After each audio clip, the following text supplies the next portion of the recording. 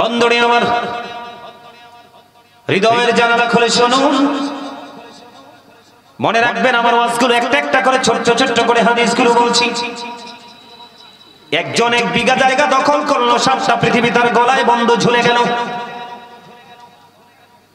আর সঙ্গে ধরেন 1 জন 2 জন 5 জন 6 জন 7 জন তাকে সাপোর্ট দিল। তাদেরকে কালোবাজারি বলা হয়, ঠিক কিনা বলে?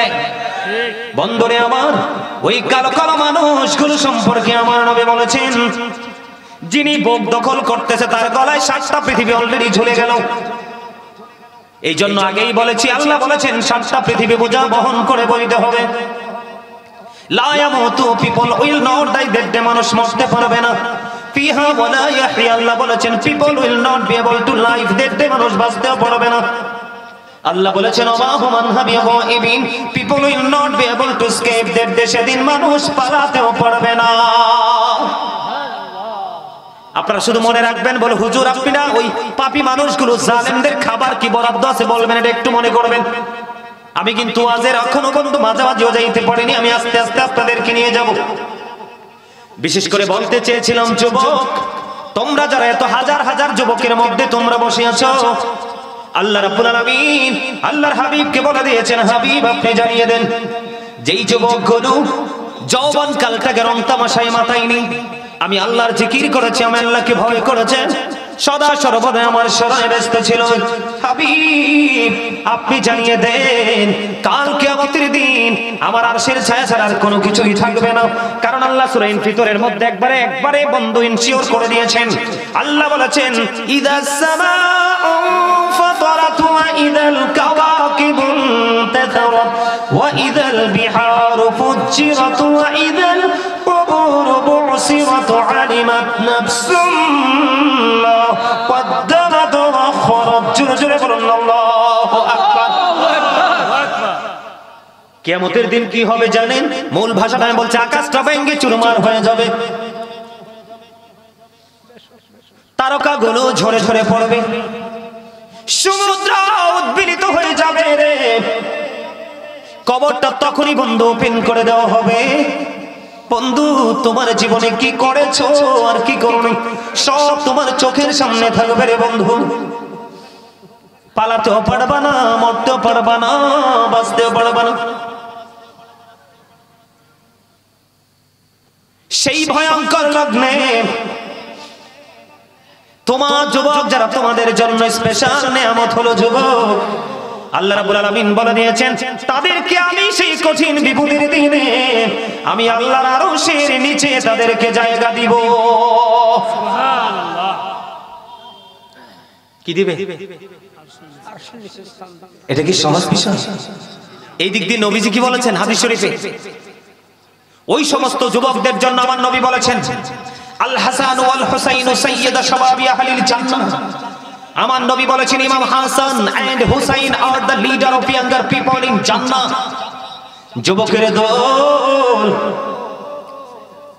এই বড় ধর্মপুরের যুবকগুলোকে বলছি, এবং গোটা পৃথিবীর যে যে দেশ থেকে নবীর প্রেমিকেরা আজকে লাইভের মাধ্যমে আলোচনা শুনছো, সমস্ত যুবকগুলোকে আমি মেসেজটা দিতে চাই।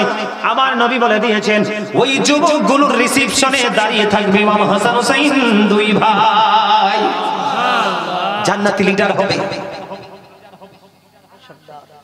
জোরে জোরে কন্যা সুবহানাল্লাহ, আর জোরে সুবহানাল্লাহ। বন্ধুরে আমার, এবার আমি আপনাদেরকে নিয়ে চলে যাব অন্য জায়গায়। চুর করে দখল না করে যদি আপনাদেরকে সিস্টেম শিখিয়ে দেওয়া হয়েছে, যেমন ধরেন একজন অনেক বড় লোক আর একজন একেবারে গরিব দুস্থ, ধরেন আমি বোঝানোর জন্য বলছি, জায়গাটা হলো 5 ঘন্টা। কয় ঘন্টা? এর মধ্যে আধা ঘন্টা জায়গা ধরেন গরিবের কার, আর 4.5 ঘন্টা জায়গা হলো শিল্পপতি বড় লোকের। কি চমৎকার ইসলাম ধর্ম রে! ইন্না দীনা ইনদাল্লাহিল ইসলাম। Islam is not only a religion but also complete code of life. পরিপূর্ণ পূর্ণাঙ্গ জীবন ব্যবস্থা ইসলামের মধ্যে রয়েছে, তার কারণ ইসলামটাই হলো আল্লাহর মনোনীত ধর্ম। আর জোরে বলেন না সুবহানাল্লাহ। আমি কিছুক্ষণের মধ্যে শেষ করে দিব, আপনারা বিরক্ত হবেন না।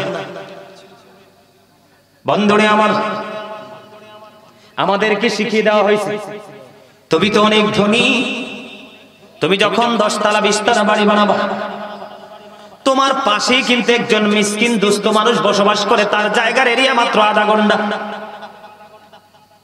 কয় শতক? শতক বুঝেন না? কয় শতক? 1 গন্ডা। 8 শতক 1 গন্ডা। এদিকে আমাদের এদিকে 2 শতক।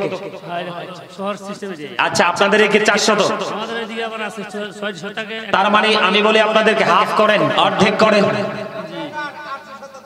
8 শতক 1 গন্ডা, তাহলে 4 শতক। এই আধা গন্ডা জায়গার মধ্যে যে গরিব বসবাস করে, তুমি তার সাথে গিয়ে একটু পরামর্শ করো।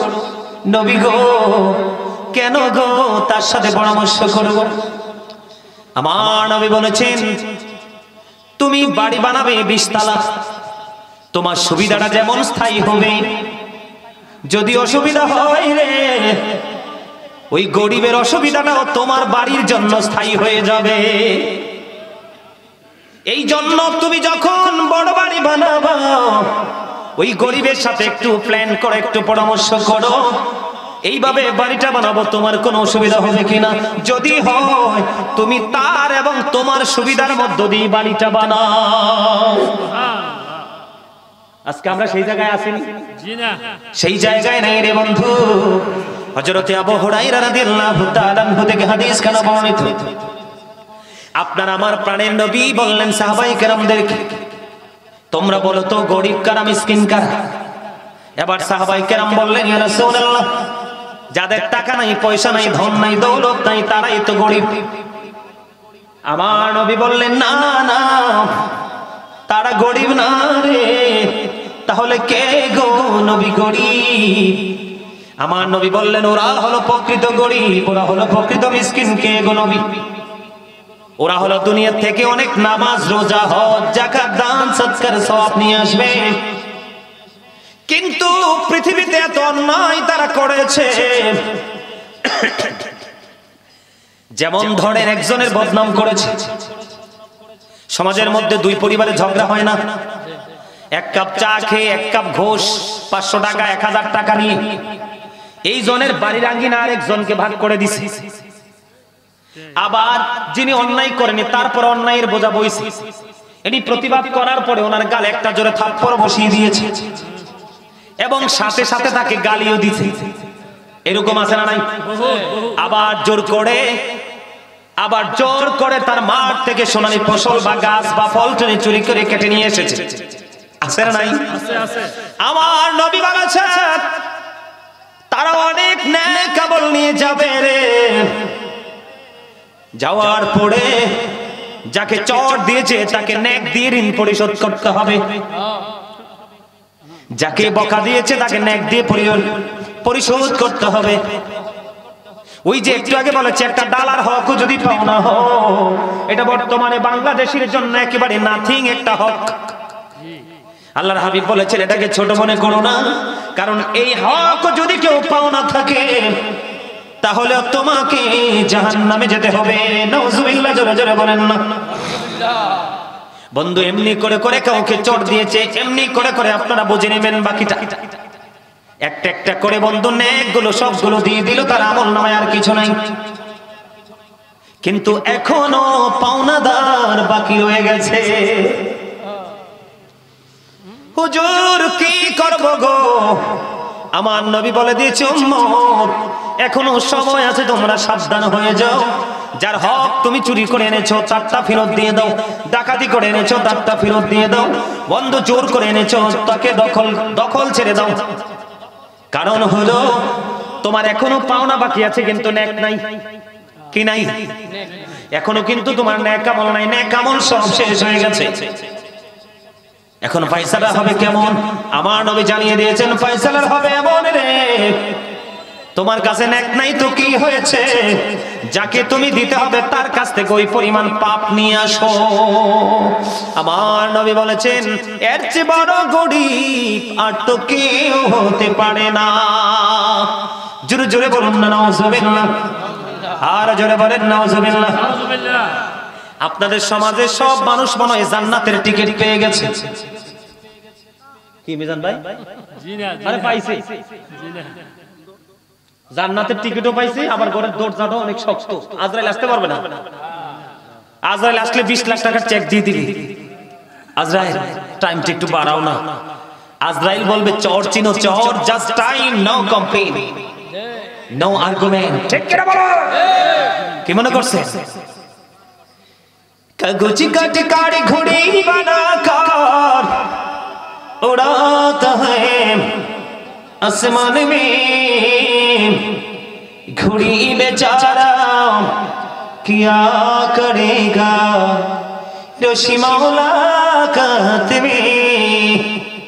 আজরাইল কয় এইটা, আর আল্লাহ কি কয়? যখন তোমার কেউ ছিল না তখন ছিলাম আমি, এখন তোমার সব হয়েছে, পর হয়েছি আমি। যখন তোমার কেউ রবে না, রব শুধু আমি। আমার কাছে আসতে হবে, মনে রেখো তুমি। তোরা চাসনে কিছু, তোরা চাসনে কিছু কারো কাছে খোদার মদদ ছাড়া। অন্যের উপর ভরসা ছেড়ে নিজের পায়ে দাঁড়া। কুড়ি মানুষ যারা বুঝে গেছেন,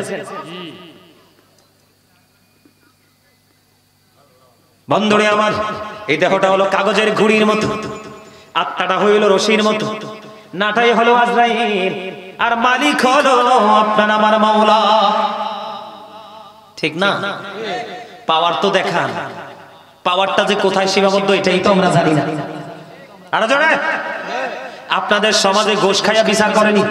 করে করে অমর খোদা মইন কি আর মো ওয়াজ কি হর মো না মুই থুইয়া চললে যাবো, করিয়াই যান।